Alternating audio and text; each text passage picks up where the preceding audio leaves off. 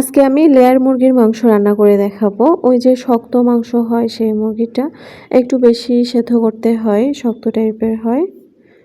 এখানে মাংসটা সুন্দর মতো ভালোভাবে ধুয়ে নিয়েছি। প্যানে মাংসগুলো তুলে নিচ্ছি।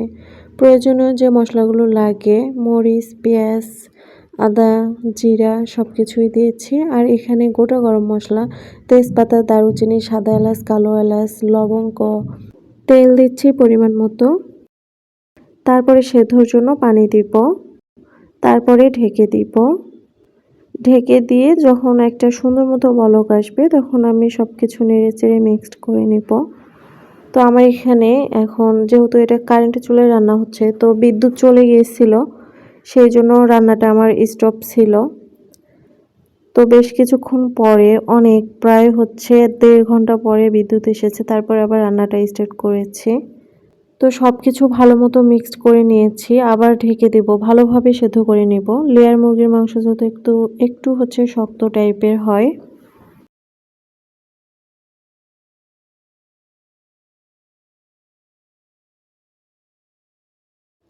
মাংসটা প্রায় অনেকটা সেদ্ধ হয়ে গিয়েছে।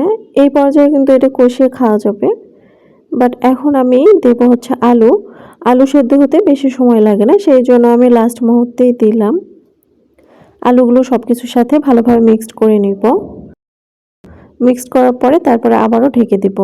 আলুটা সেদ্ধ হওয়া পর্যন্ত আমি এভাবে সেদ্ধ করে নিব।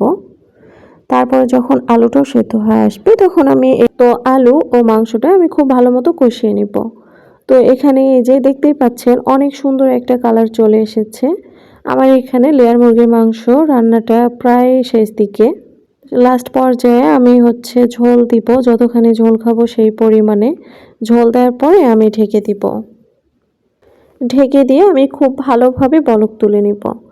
যখন খুব ভালো মতো বলক চলে আসবে তখন আমি লাস্টের দিকে গুঁড়া জিরা মানে জিরার গুঁড়া দিব। জিরার গুঁড়া দিলে তরকারির মধ্যে আলাদা একটা ফ্লেভার আসে, খেতে খুবই ভালো লাগে।